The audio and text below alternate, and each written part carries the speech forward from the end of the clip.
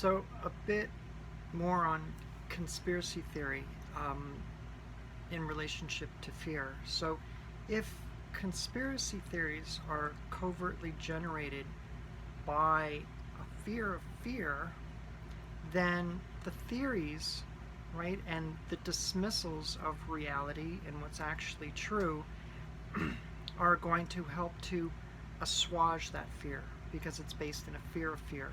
So that's why many conspiracy theories want to jump out of that yin side, the side of difficulty, and jump back into the yang, right? So denying that we have a problem, or calling the pandemic a hoax, or that masks aren't necessary and don't help prevent spread disease, these are justifications for assuaging one's own fear, feeling in control of that fear, right? Gaining a sense of control, and diminishing that there's a problem at all, right? So if we look back, and this is where the model of the yin and yang I described earlier is so helpful, it's a way to jump out of the boiling pot. It's a way to jump out of the difficulty, which is reality.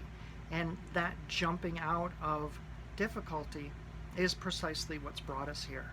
And I'm reminded of the essay by Charles Eisenstein that I critiqued pretty heavily. And the main reason for that was I was really upset that he, upon which so many rely for good information and for wisdom, seemed completely misguided in that essay. And he promotes a fear of fear that is scary, ironically enough.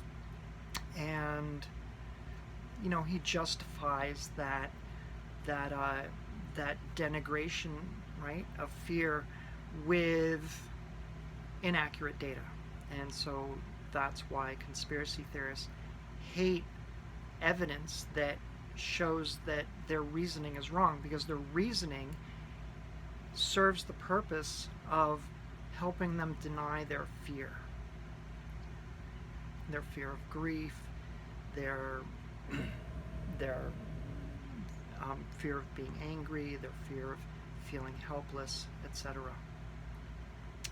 So the last thing that we want to do, which Charles Eisenstein did to the hilt in that coronation essay, which I was very upset by again, is to not encourage people. He discouraged people excuse me, he discouraged people from embracing their healthy, rational, reasonable fear. And once we start promoting or getting on the train, sorry, I had a pepper for lunch. Once we start promoting fear of fear, that's a disaster. That's like creating a faulty foundation for coping and addressing and interfacing with not only climate crisis, about which Eisenstein has written also, and I just don't recommend that kind of thinking. It shows zero emotional intelligence, and right. So we have to reckon with fear, and we have to embrace that fear that's healthy fear, and I'll get into that in a subsequent video. So I just wanted to offer that little perspective on conspiracy theories on the heels of what I shared before, because it all sort of fits together, and I wanted to extrapolate it a bit more.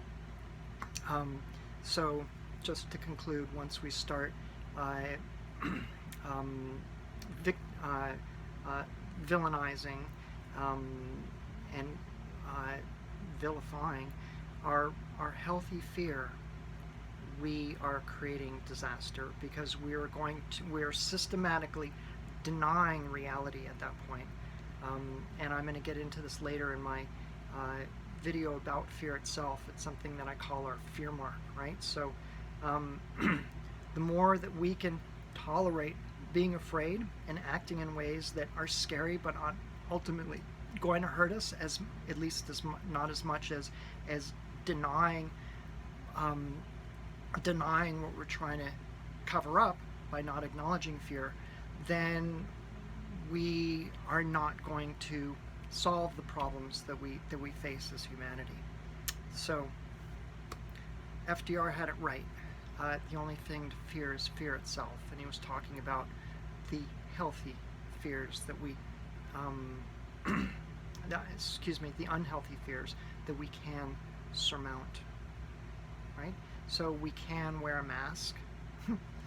So I think that most of us have a sense that there's something beneath and something more too, that the great resistance and anger and kickback on wearing masks. And I think what I've just said speaks to that it's not really about the mask.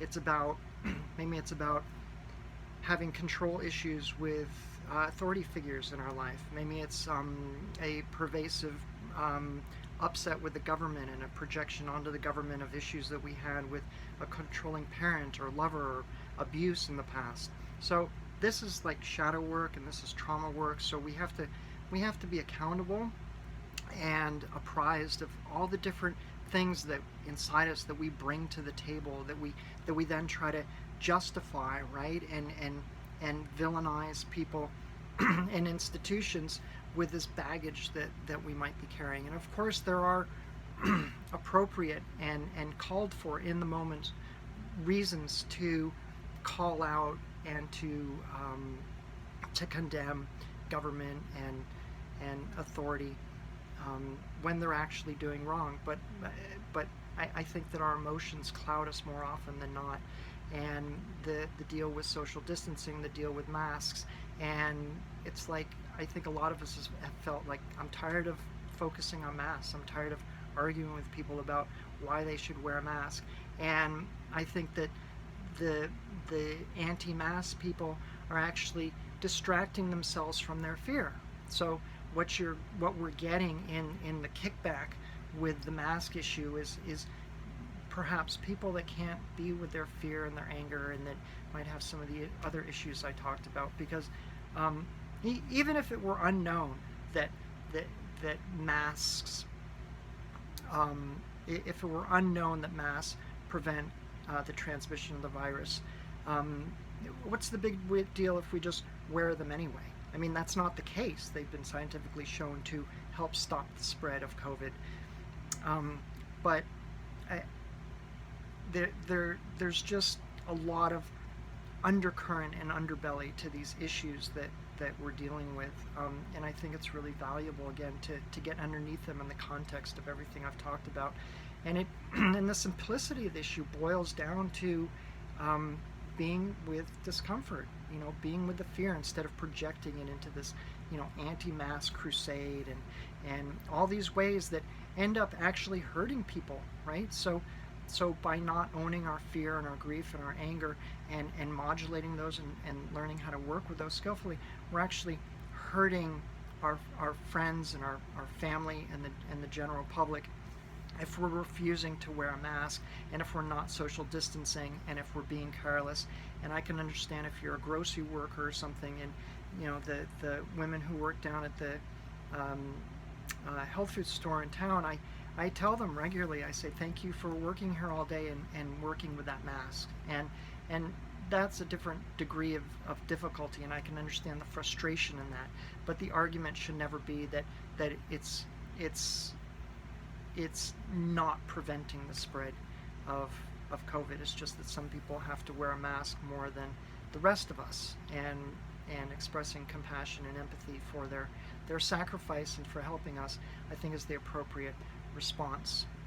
So, all right, that's just a little kind of extra snippet on connecting fear with conspiracy theories and what happens when we project what we can't own, and the issues that we might be bringing to the table and projecting onto the situation when we haven't cleared our past and our issues and our grudges. And sure, we all have some, but I think we can do a lot more to pare this all down so that interfacing with the crisis that we're going through becomes more simple and less confusing. And I'm proposing, right, this is my opinion, and I'm proposing that